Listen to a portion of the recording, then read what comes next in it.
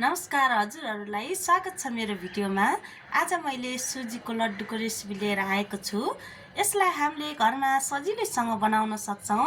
यो मैले सुजीबाट बनाएको हो। यसमा मैले ड्राई फ्रुटहरुको युज गरेर बनाएको छु। यो बनाउन एकदमै सजिलो छ। जाडो समयमा सुजीको लड्डु या बेसनको लड्डु हामीले जेको पनि लड्डु बनाउन सक्छौं। यसलाई खानलाई एकदमै मजा आउँछ। हामीले बाहिर बजारबाट किनेर खानु भन्दा हामीले यसलाई घरमा सजिलैसँग बनाउन सक्छौं। हजुरहरूले भिडियो हेरेर अन्त्यसम्म साथ दिनु होला। भिडियो सुरु गरौं। मैले यहाँ 1 कप सुजी लिएको छु। यहाँ मैले केही ड्राई फ्रुट लिएको छु अनि यहाँ थोरै मैले चिनी पनि लिएको छु। मसिनो गरी पिनेको छ चिनीलाई। अब मैले यहाँ हिट अन गरेर कराई बसालेको छु।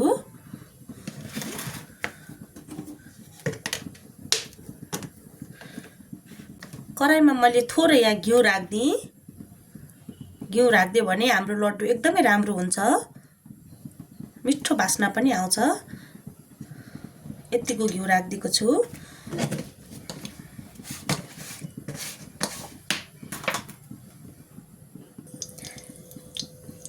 मैले यहाँ घिउ राखिसकेपछि मैले यहाँ 1 कप सुजी लिएको थिएँ। यो सुजीलाई पनि यसमा एड गर्दै मैले। अब यसलाई मैले हल्का रातो हुने गरी भुट्नु पर्छ।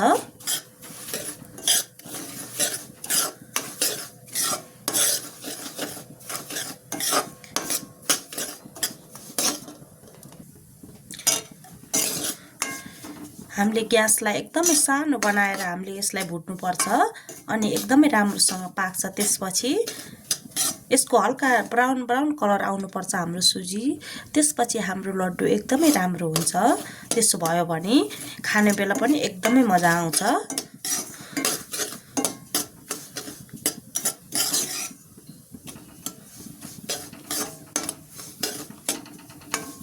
यसमा मैले ड्राई फ्रुटहरु पनि राख्दिए।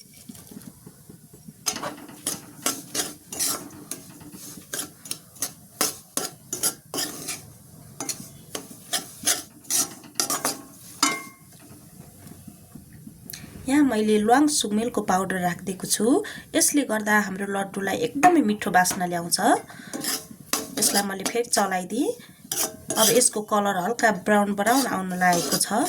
यो कलर आयो भने हाम्रो लड्डु बनाउनको लागि रेडी हुन्छ। यसमा मैले अब यहाँ चिनी पनि राख्दिए। चिनीलाई मैले हल्का गरेर मसिनो बनाएको छु।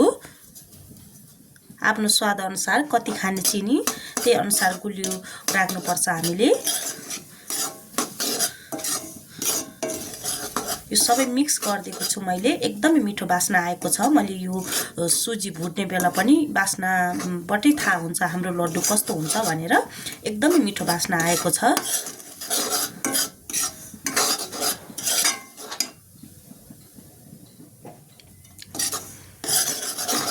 कलर हल्का चेन्ज भएको छ।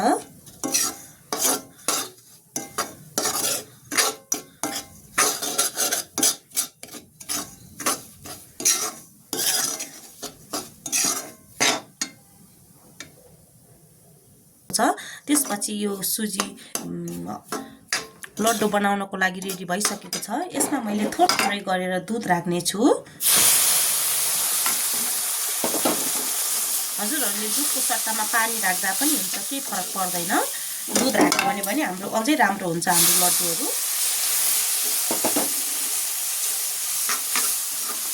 एकदम सानो बनाउनु पर्छ ग्यास हाम्रो।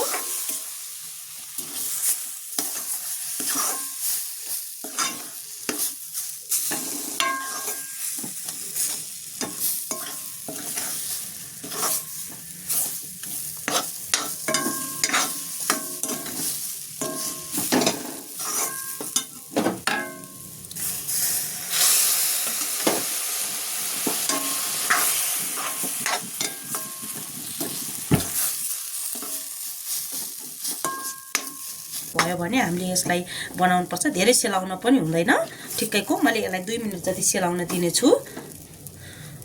यतिकै छोड्दिने छु म। यतिकै छोड्दियो भने हाम्रो लड्डु एकछिनमा बनाउनु पर्छ। मैले यहाँ एउटा भाँडामा बनाउन सुरु गरे।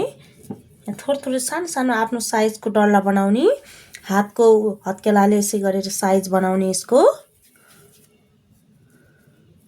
यतिको बनाएपछि अगाडि मैले यहाँ थोरै भुटेर राखेँ, त्यही भुटेर राखेको सुजी राखेको थिएँ, त्यसलाई यहाँ फेरि त्यही सुजीमै हल्का लटपट्याउने अनि यतिको लड्डु भयो हाम्रो। यो लड्डुलाई यसरी राख्ने, फेरि पनि यसै गरी बनाउने सबै लड्डुहरू आफ्नो साइज अनुसार। एकदमै सजिलो छ यो बनाउन।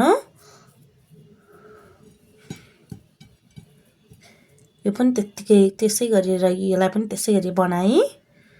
यसलाई पनि मैले राख्दै यहाँ सबै लड्डुहरू मैले यसै गरी बनाएको छु। अरू बाँकी भएको पनि म यसै गरी बनाउने छु सबै।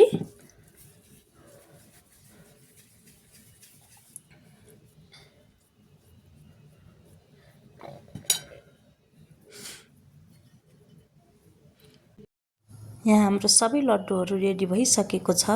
एकदमै राम्रो भएको छ हाम्रो लड्डुहरू, दानेदार लड्डु भएको छ। हजुरहरूलाई कस्तो लाग्छ मेरो यो लड्डु बनाउने तरिका? यदि मन पर्यो भने लाइक, कमेन्ट, सब्सक्राइब गर्नुहोस् भिडियोलाई र आफ्नो घरमा पनि यसै गरेर बनाएर खाएर इन्जोय गर्नुहोस्।